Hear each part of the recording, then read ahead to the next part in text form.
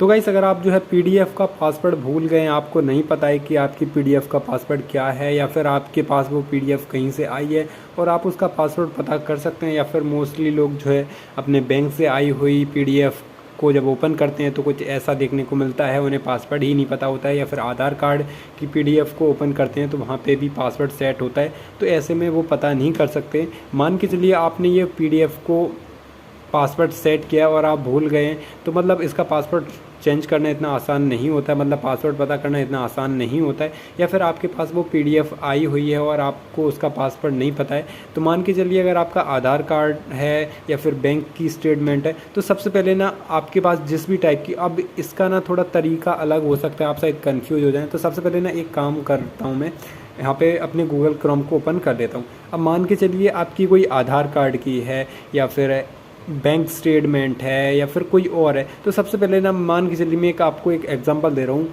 आधार card. सबसे पहले ना अगर आपकी मान के चलिए आधार कार्ड की, तो यहाँ पे हम लिखेंगे एडी आधार कार्ड पीडीएफ पासवर्ड। तो ऐसे हम लिखेंगे तो हमें यहाँ पे डायरेक्टली पासवर्ड तो नहीं मिलेगा, पर हमें उसका एक फॉर्मेट मिल जाएगा। अगर आपको इसे ओपन करना है तो उसका ना आपको एक फॉर्मेट मिल जाएगा। तो सबसे पहले ना यहाँ पे फॉर्मेट में क्या दिया हुआ है, the password is opening A Aadhaar card PDF. यहाँ पे देख सकते हैं, यहाँ पे एक वो दिया गया है फॉर्मेट। यहाँ पे सबसे पहले दिया गया है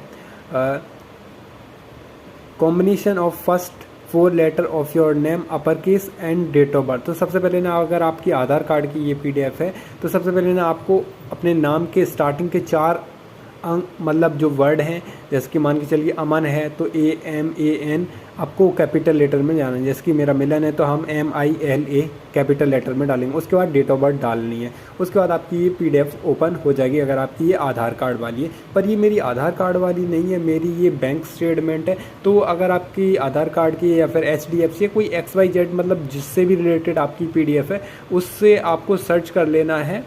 मान के चलिए जो भी टाइप की आपकी पीडीएफ है उसका आपको नाम डाल देना और पासवर्ड अनलॉक आपको डाल देना। उसका आपको फॉर्मेट आपको देखने को मिल जाएगा। अब मान के चलिए मेरी SBI के, तो SBI PDF पासवर्ड। तो जैसे हम ये टाइप करेंगे तो यहाँ पे ना हमें इसका तरीका देखने को मिल जाएगा। तो देख सकते हैं यहाँ पे ये हमें डेट ऑफ बर्थ, मतलब जो है फॉर्मेट हमें देखने को मिला है। या फिर जहाँ से भी कोई फाइल आई है उसमें भी आपको जो है ईमेल में जो है आपको उसका फॉर्मेट आपको देखने को मिल जाता है।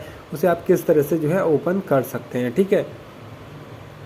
तो गाइस चलिए, मेरी ना SBI की है, तो इसी SBI को ओपन करने के लिए हमें क्या करना होगा, SBI PDF ये कुछ इस तरह से डाल दो हैं, ठीक है। उसके बाद यहाँ पे ना हमें फॉर्मेट देखने को मिल चुका है।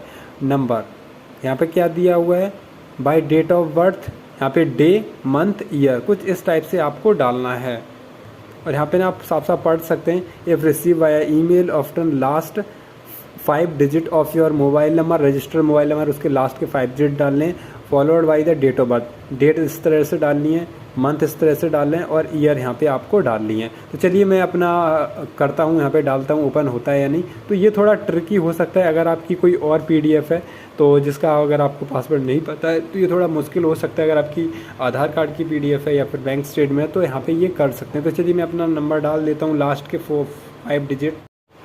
तो गाइस ये मैंने पासवर्ड डाल दिया, ओपन पे क्लिक करेंगे, हमारी जो स्टेटमेंट है वो चालू हो जाएगी। तो गाइस कुछ इस तरह से जो आप पीडीएफ का पासवर्ड ओपन कर सकते हैं। तो जिस भी टाइप की आपकी पीडीएफ है उसका फॉर्मेट आपको सर्च कर लेना है गूगल पे, उसके बाद उसी हिसाब से आपको अपनी डिटेल डाल देनी है, आपकी फ़ाइल ओपन हो जाएगी।